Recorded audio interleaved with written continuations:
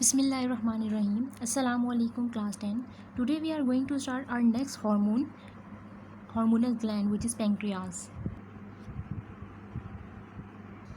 Starting with the diagram on page 51, we have learned about pituitary gland, thyroid gland, parathyroid gland, adrenal glands. Now comes to the pancreas. Pancreas आपके यहाँ पर digestive system के साथ एक पत्ते की shape का एक स्ट्रक्चर मौजूद है जिसको पेंक्रियास कहा जाता है. ये पत्ते नुमा होता है, पत्ते की शेप का यानी लीफ शेप होता है, इसीलिए इसको उर्दू में पित्ता भी कहा जाता है. आपने जो है वो लफ्ज़ पित्ता जो है वो यूजुअली अपने घरों में किसी को भी कहते सुना हुआ होगा.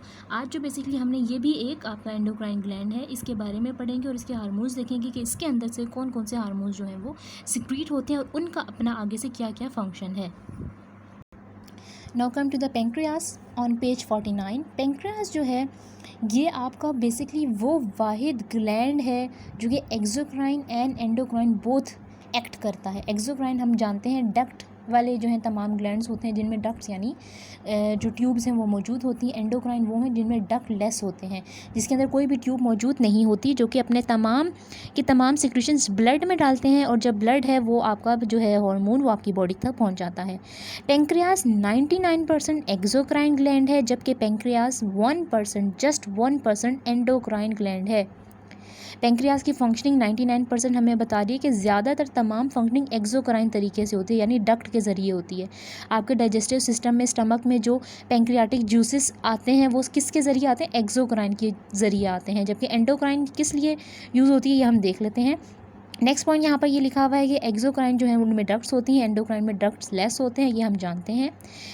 पेंक्रियास का जो एक्सोक्राइन सिस्टम है वो देख लेते हैं. They secrete digestive enzymes in small intestine. आपके डाइजेस्टिव सिस्टम के अंदर कुछ स्पेसिफिक एंजाइम्स चाहिए होते हैं जो कि पित्ता आपका बना रहा होता है यानी पेंक्रियास बना रहा होता है. वो डक्ट के ज़रिए आपके इंटेस्टीन में पहुंचते हैं ताकि आपकी फूड वहाँ पर एब्जॉर्ब हो सके और उसका ब्रेक डाउन हो सके. एंडोक्राइन देख लेते हैं जो कि 1% है और डक्टलेस है. ग्रुप ऑफ एंडोक्राइन सेल्स जो हैं उनको हम आइलेट्स ऑफ लैंग्रेहंस कहते हैं. इसलेट्स नहीं कहेंगे, आइलेट्स जो हैं एस साइलेंट है हमारे पास. आइलेट्स ऑफ लैंग्रेहंस सिर्फ ग्रुप ऑफ सेल्स को कहते हैं. भला कौन से सेल? वो सेल जो एंडोक्राइन होते हैं. And they produce 2 hormones. Hormones के क्या नाम है? Insulin and glucagon. इंसुलिन भी नाम सुना हुआ है, ग्लूकेगॉन यहाँ पे ये ग्लूकोज नहीं है, ये ग्लूकेगॉन है, ये एक अलग हार्मोन है. इंसुलिन क्या करता है? आपके ब्लड के अंदर ग्लूकोज का लेवल कम, जबकि ग्लूकेगॉन आपके ब्लड के अंदर ग्लूकोज का लेवल हाई करता है. दोनों एक दूसरे के एंटागोनिस्ट हैं, एक दूसरे के ऑपोजिट काम करते हैं. ठीक है, एक अगर कम कर रहा है तो दूसरा ज़्यादा कर रहा है. अब आ जाते हैं डायबिटीज़ मेलिटस यानी शुगर, जिसको हम कहते हैं उर्दू में ज़ियाबतीस भी कहा जाता है. It is the under production of insulin. अगर हमारी बॉडी में इंसुलिन नॉर्मल और एक रेगुलर अमाउंट में प्रोड्यूस नहीं होगी, अंडर प्रोडक्शन होगी, कम होगी, तो क्या होगा? हमारी बॉडी के अंदर ग्लूकोज बहुत ज़्यादा हो जाएगा क्योंकि इंसुलिन अपना काम पूरी तरीके से नहीं करेगी. इंसुलिन का बेसिकली क्या काम है यहाँ पर फिर से रिकॉल कर लेते हैं. ब्लड में ग्लूकोज की लेवल को कम करता है क्योंकि हमारे लिए ग्लूकोज बहुत ज़्यादा फिर नुकसानदेह हो जाती है अगर बहुत ज़्यादा हमारी बॉडी में जमा होना शुरू हो जाए. अगर इंसुलिन कम हो गया है, आपकी शुगर बहुत हाई हो जाएगी. शुगर यानी ग्लूकोज बहुत ज़्यादा हाई हो जाएगी. और अगर ये इसी तरह कंडीशन जो है वो रहती रही तो हमारे पास जो पेशेंट है वो डायबिटिक हो जाएगा, जिसको डायबिटीज़ मेलिटस बीमारी है, जिसको उर्दू में आप शुगर या ज़ियाबतीस कहते हैं, वो बीमारी हो जाती है. उसके सिम्टम्स क्या हैं? पहले आपको क्या चीज़ें महसूस होती हैं? लॉस ऑफ वेट एकदम से जो है वो लॉस होना शुरू हो जाता है, बहुत इंसान कमज़ोर हो जाता है. मसल वीकनिंग और उसके मसल्स में क्रैम्पिंग और वीकनिंग यानी दर्द वगैरह शुरू हो जाता है. टायर्डनेस और अपने आप में बहुत ज़्यादा थकावट शुरू हो जाती है और महसूस होती है. इसकी ट्रीटमेंट क्या है? इंसुलिन एडमिनिस्ट्रेशन की जाती है उन लोगों में जिनके अंदर डायबिटीज़ मेलिटस है, उसके अंदर इंसुलिन की कमी हो जाती है पेशेंट के अंदर, तो बाहर इंजेक्शंस के ज़रिए इंसुलिन जो है उनकी बॉडी के अंदर डाली जाती है या एंटर की जाती है. अब ये इंसुलिन आती कहाँ से? इंसुलिन एनिमल इंसुलिन भी होती है और ह्यूमन इंसुलिन भी होती है. एनिमल इंसुलिन पहले ज़माने में एनिमल्स के ज़रिए उनके अंदर भी इंसुलिन मौजूद होती है क्योंकि वो भी जानदार ही हैं, लिविंग ऑर्गेनिजम्स ही हैं, उनके अंदर भी तो इंसुलिन मौजूद है, पेंक्रियास मौजूद है. उनसे इंसुलिन लेकर इंसान के अंदर डाली जाती थी क्योंकि दोनों में इतना ज़्यादा डिफरेंस नहीं है. लेकिन अब जेनेटिक इंजीनियरिंग ने और बायोटेक्नोलॉजी ने इतनी तरक्की कर ली है कि ह्यूमन इंसुलिन एग्जैक्ट कॉपी मिल जाती है हमें इंसुलिन की, और हम वो इंजेक्शंस के ज़रिए पेशेंट्स में जो है इंजेक्ट करते हैं और वो थोड़ी देर बाद नॉर्मलाइज हो जाता है। आप लोगों ने देखा होगा कि आपके घर में जितने भी पेशेंट्स हैं, कभी कभार उनकी शुगर बहुत हाई हो जाती है तो उनको इंजेक्शंस लगाए जाते हैं, या तो डॉक्टर के पास लेकर जाया जाता है, वो इंजेक्शंस लगाते हैं, या फिर कुछ लोग घर में खुद लगा लेते हैं क्योंकि उनको पता होता है कि उन्होंने कितनी अमाउंट में जो है इंसुलिन इस वक्त लेनी है। अमाउंट भी बहुत मैटर करती है, अगर आप ज़्यादा ले लेंगे तो भी आपके लिए नुकसानदेह और अगर कम ले लेंगे तो भी नुकसानदेह है। यहाँ तक पेंक्रियास का टॉपिक होता है ख़त्म। आज का टॉपिक भी हम लोगों ने यही देखना था, लेकिन लॉन्ग क्वेश्चन नंबर 9 का एक पार्ट पेंक्रियास भी है, आपने ये भी अपने जो है वो लॉन्ग क्वेश्चन नंबर 9 में लिखना है। याद रहे हमारा लॉन्ग क्वेश्चन नंबर 9 अभी तक ख़त्म नहीं हुआ। लास्ट टॉपिक जो गुडनेट्स रह गया है वो इंशाल्लाह नेक्स्ट लेक्चर में कवर करेंगे, तब हमारा ये जो लॉन्ग क्वेश्चन नंबर 9 है तब कंप्लीट होगा।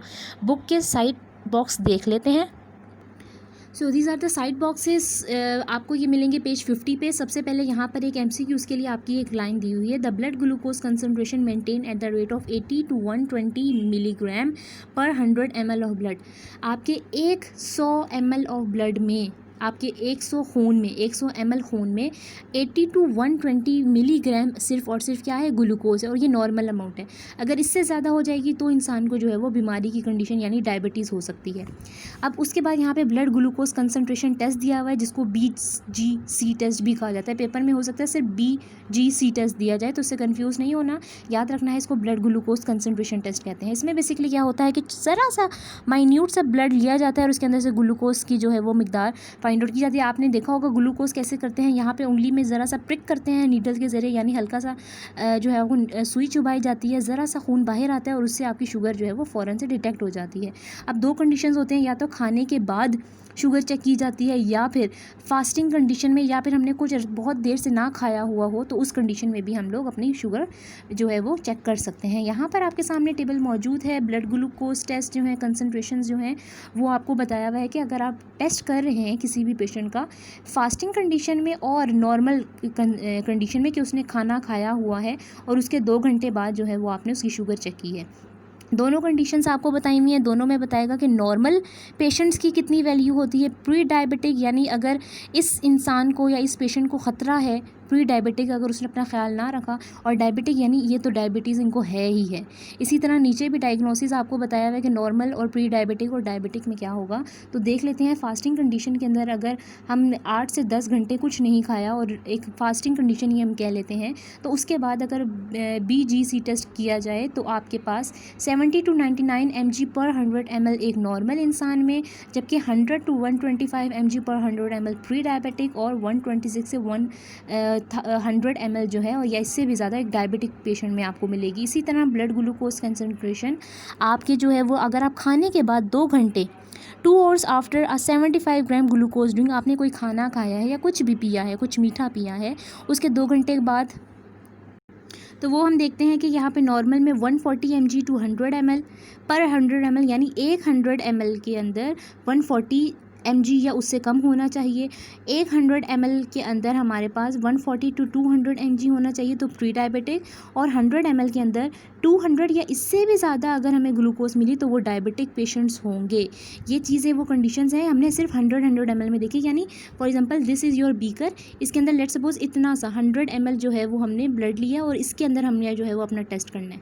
इसके अंदर ये हमें माइन्यूट सी जो है वो अपनी ग्लूकोज की कंसनट्रेशन देखनी है और ये वैल्यूज़ याद करनी है क्योंकि ये वैल्यूज़ आपके MCQs में आ जाती हैं। यहाँ तक आज का टॉपिक होता है कंप्लीट। लॉन्ग क्वेश्चन नंबर 9 का हमने एक पार्ट कंप्लीट किया है, या आपने अपनी कॉपी पे लिख लेना है। इमेजेस आपको पहुँचा दिए जाएंगे, नहीं अगर समझ आती उसमें से यहाँ पर भी हेडिंग्स बनी हुई हैं आपके सामने। बॉक्सेस का मतलब है ये हेडिंग है और ये एरोज़ जो हैं ये आपको बता रहे हैं कि हेडिंग कहाँ से शुरू हो रही है और कहाँ पर ख़त्म हो रही है। यहाँ पर टॉपिक होता है कंप्लीट। नेक्स्ट टॉपिक के साथ मुलाकात होगी। अल्लाह हाफ़िज़।